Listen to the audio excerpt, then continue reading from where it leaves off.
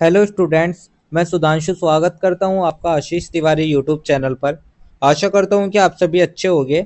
मैं इस चैनल के माध्यम से आप सभी के लिए लेकर आया हूं एक वीडियो लेक्चर सीरीज जो बेस है आपके ऑल यूजी कोर्सेज के सेमेस्टर फर्स्ट एंड सेकंड के environmental science theory into practice first पर्यावरण विज्ञान व्यवहार में सिद्धांत फर्स्ट नाम की एक इम्पोर्टेंट किताब पर, जो कि आपका एबिलिटी इनहेंसमेंट कोर्स यानी कि आपका एक का सब्जेक्ट है।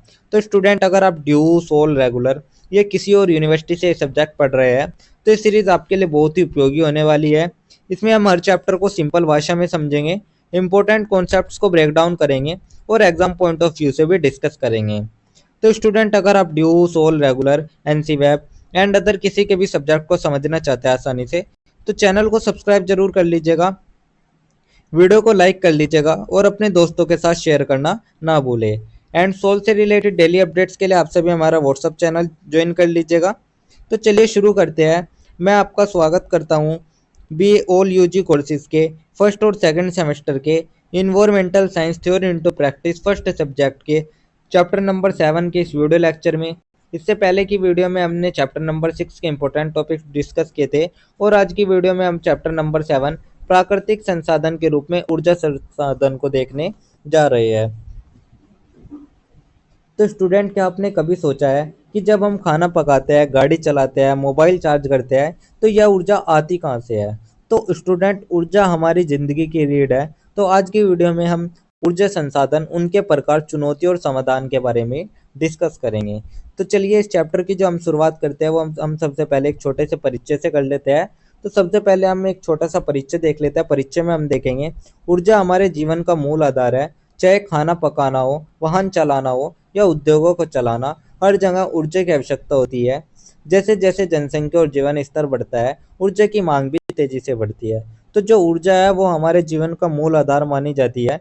खाना पकाना, वाहन चलाना, उद्योग चलाने, हर जगह हमें ऊर्जा चाहिए। तो जनसंख्या और जीवन स्तर बढ़ने के साथ जो ऊर्जा की मांग है वो लगातार बढ़ती जा रही है। तो अगर अचानक पूरे शहर की बिजली 24 घंटे के लिए चली जाए तो न कार चलेगी, न अस्पताल, न स्कूल, न इंटरनेट। तो सोचिए, जिंदगी ठहर जाएगी। और यही है ऊर्जा का महत्व। तो यही था हमारा एक छोटा सा परिचय। परिचय के बाद जो हमारा नेक्स्ट टॉपिक आता है वो हमारा आता है बढ़ती हुई ऊर्जा आवश्यकताएं। तो अब हम बात कर लेते हैं जो बढ़ती हुई ऊर्जा आवश्यकताएं है उनके बारे में। तो भारत में जनसंख्या, नगरीकरण और औद्योगिकरण के कारण ऊर्जा की मांग लगातार बढ़ रही है। तो भारत में शहरीकरण, औद्योगिकरण और जनसंख्या वृद्धि से जो ऊर्जा की खपत है वो तेजी से बढ़ रही है। अधिक बिजली, पेट्रोल और गैस की जरूरतें हो रही है। तो जो बिजली, पेट्रोल, गैस की मांग है वो दिन ब दिन बढ़ रही है।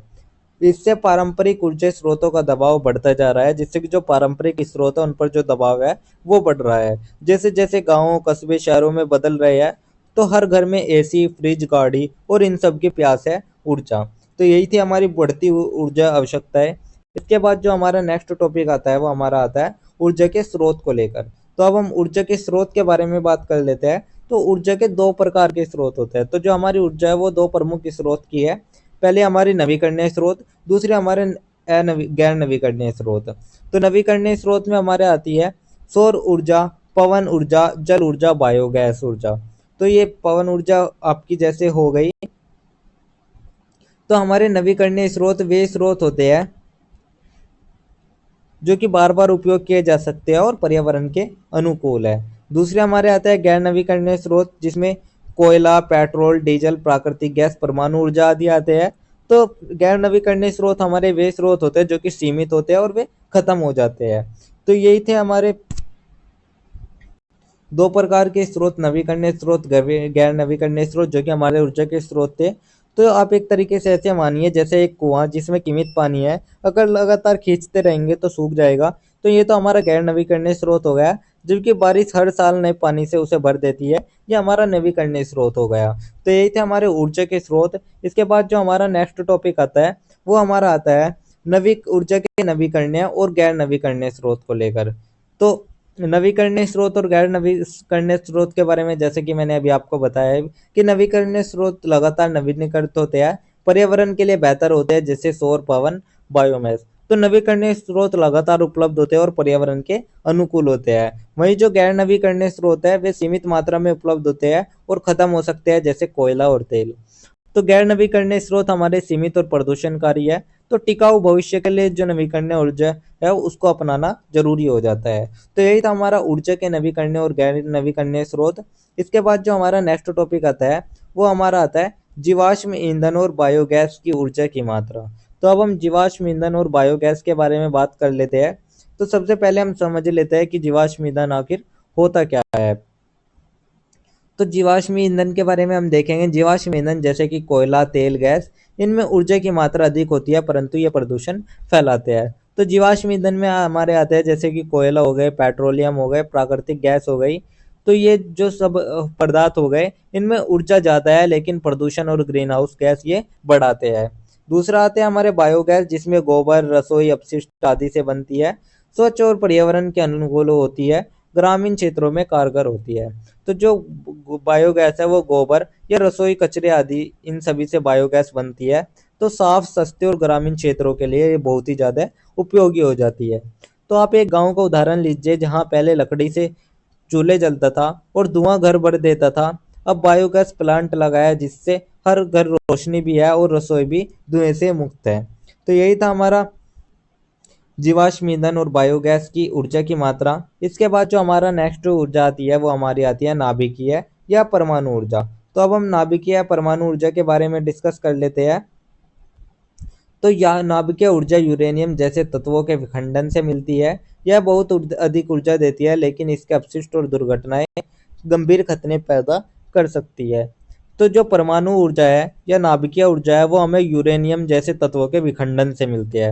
ये बहुत अधिक ऊर्जा तो देती है लेकिन इसके अपशिष्ट है और जो इसके हादसे हैं जैसे कि चेरनोबिल हो गए, फुकुशिमा हो गए, ये सभी खतरनाक होते हैं। तो ये थे हमारी नाभिकीय और परमाणु ऊर्जा। जैसे एक छोटी सी चिंगारी पूरी झोपड़ी जला सकती है, वैसे जो परमाणु ऊर्जा है अगर नियंत्रण से बाहर हो जाए तो भारी तबाही वो ला सकती है।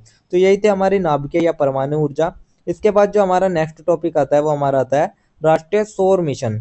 तो अब हम नेशनल सौर मिशन के बारे में बात कर लेते हैं। जो हमारा नेशनल सोलर मिशन है, राष्ट्रीय सौर मिशन है, उसको बात कर लेते हैं। तो यह मिशन भारत सरकार द्वारा 2010 में शुरू किया गया था ताकि भारत को सौर ऊर्जा में आत्मनिर्भर बनाया जा सके। तो भारत सरकार ने 2010 में इसको शुरू करा था। इसके कुछ लक्ष्य रखे गए थे जिसमें 100 गीगावाट और सौर ऊर्जा उत्पादन की बात की गई थी। तो इसका लक्ष्य है 100 गीगावाट सौर ऊर्जा उत्पादन, साथ ही रूफटॉप सोलर सिस्टम को बढ़ावा देना और सौर उपकरणों के निर्माण को भी बढ़ावा देना। तो कल्पना कीजिए स्टूडेंट, अगर हर घर की छत पर सौर पैनल हो तो बिजली बिल लगभग शून्य हो जाए और देश ऊर्जा में आत्मनिर्भर बन जाए। तो यही था हमारा राष्ट्रीय सौर मिशन, नेशनल सोलर मिशन। इसके बाद जो हमारा नेक्स्ट टॉपिक आता है वो हमारा आता है एक छोटा सा सारांश। तो अब हम पूरे चैप्टर का एक छोटा सा सारांश, एक छोटा सा निष्कर्ष देख लेते हैं। तो सारांश में हम देखेंगे ऊर्जा संसाधनों का बुद्धिमानी से उपयोग करना आवश्यक है। नवीकरणीय स्रोतों को अपनाकर हम पर्यावरण को सुरक्षित रख सकते हैं और भावी पीढ़ियों को ऊर्जा की कमी से बचा सकते हैं। तो ऊर्जा हमारे जीवन का आधार है। गैर नवीकरणीय स्रोत सीमित है और प्रदूषण बढ़ाते हैं, तो हमें नवीकरणीय स्रोत की ओर बढ़ना होगा, तभी हम आने वाली पीढ़ियों को सुरक्षित भविष्य दे पाएंगे। तो स्टूडेंट आप सभी याद रखिए, अगर आज हमने ऊर्जा का सही इस्तेमाल नहीं किया तो कल आने वाली पीढ़ियां अंधेरे में जीने को मजबूर होगी। तो यही था हमारा एक छोटा सा सारांश, जिसके साथ हमारा जो चैप्टर नंबर 7 है वो भी कंप्लीट होता है।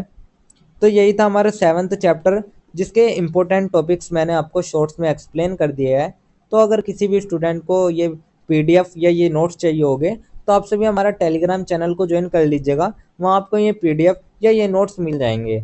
एंड अगर किसी भी स्टूडेंट को कोई भी डाउट या किसी भी तरह की कोई क्वेरी रहती है सोल से रिलेटेड या वीडियो लेक्चर से रिलेटेड, तो आप सभी हमारे कमेंट सेक्शन में या फिर जो हमारा इंस्टा पेज है, इंस्टा पेज को फॉलो करके भी आप पूछ सकते हैं। एंड डेली अपडेट्स के लिए जो हमारा व्हाट्सअप चैनल है, जिसपे हम आपका रेगुलर जो आप जे सोल से रिलेटेड जो भी डेली अपडेट्स होती है उनको आपको प्रोवाइड करते हैं। तो सोल से रिलेटेड डेली अपडेट्स के लिए आप सभी हमारा व्हाट्सअप चैनल फॉलो कर लीजिएगा। और अगर आपको ये लेक्चर उपयोगी लगा तो आप वीडियो को लाइक कर लीजिएगा, चैनल को सब्सक्राइब कर लीजिएगा और अगले अध्याय के लिए तैयार रहिएगा, जहाँ हम बात करेंगे हमारे नेक्स्ट चैप्टर, जो कि हमारा चैप्टर नंबर 8 रहने वाला, प्रदूषण को रहने वाला, जिसमें हम वायु प्रदूषण, ध्वनि प्रदूषण और परमाणु प्रदूषण, इन सभी के कारणों और इनके वजहों के जो भी कारण है उन के बारे में डिस्कस करेंगे। तो आप सभी का बहुत बहुत धन्यवाद। आपका दिन शुभ रहे।